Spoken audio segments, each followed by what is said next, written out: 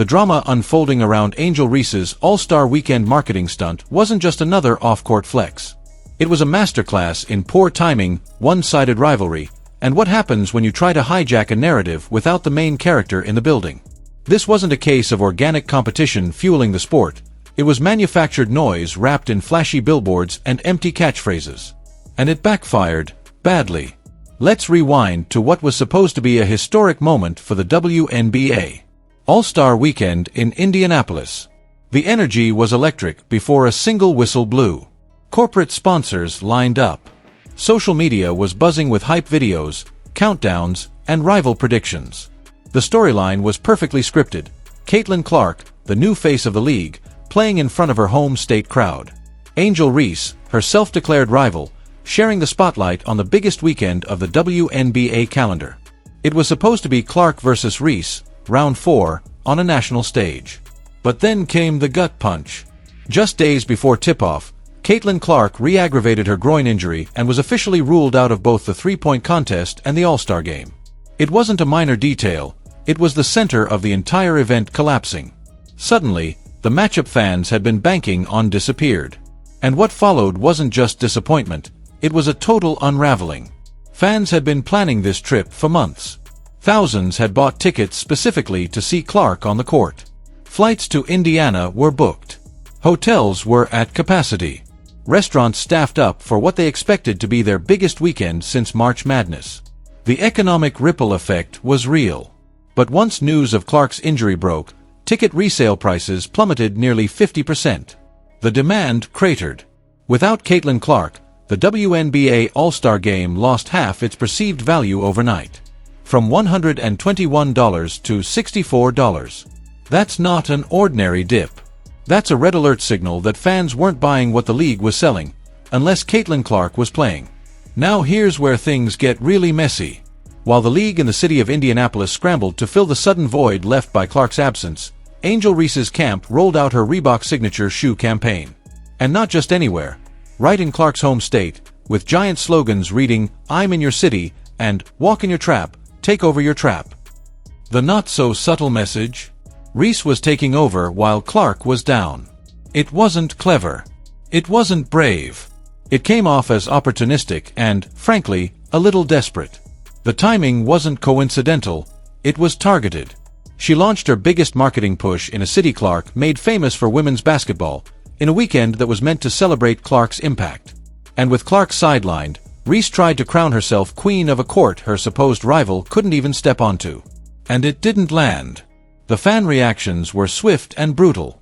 On social media, the campaign was labeled tone-deaf and classless. People weren't buying into the manufactured beef, especially when it was so painfully one-sided.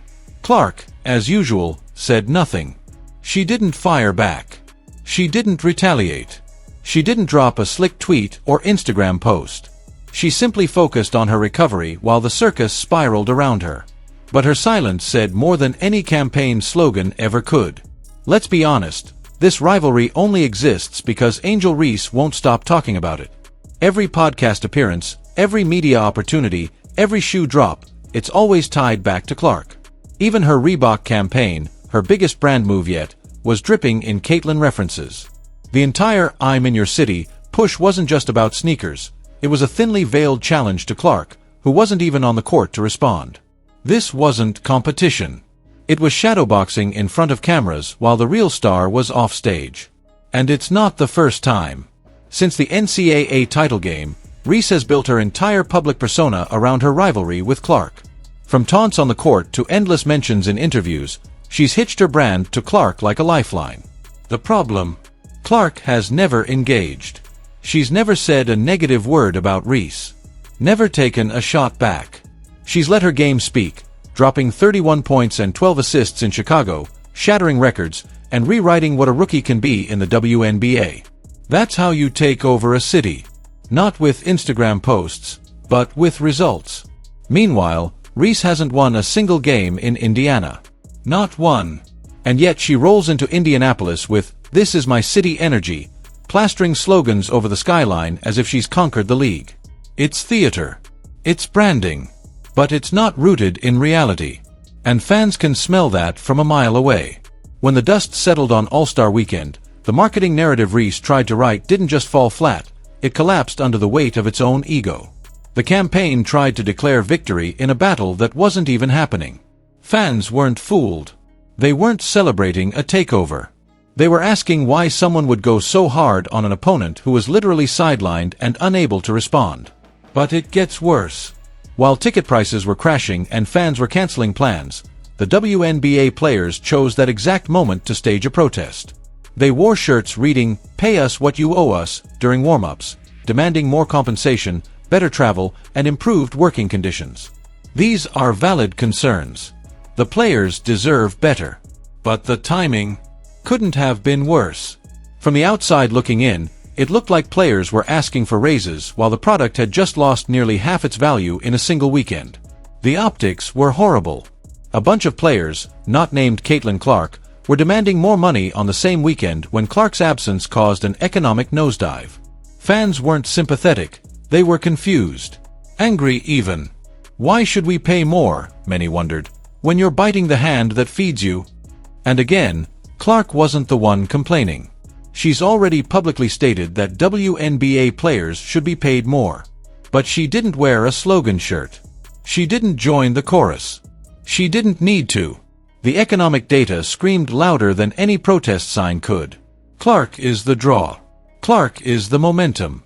Clark is the reason the league is even in a position to negotiate bigger salaries. And without her, the numbers make that painfully clear. Let's not forget, before Clark's injury, the WNBA All-Star Game was trending to be the most expensive ticket in league history. Fans were prepared to pay top dollar to watch her. The event packages were sold out. Hotels were full. Merchandise vendors were stocked. This wasn't just hype, it was real economic demand. And when Clark was pulled, it all fell apart. Meanwhile, Reese was still out here pushing her "I'm in your city" message like nothing had changed. Like she was somehow stepping into Clark's spotlight and earning that attention herself. But you can't fake gravity. You either pull fans in or you don't.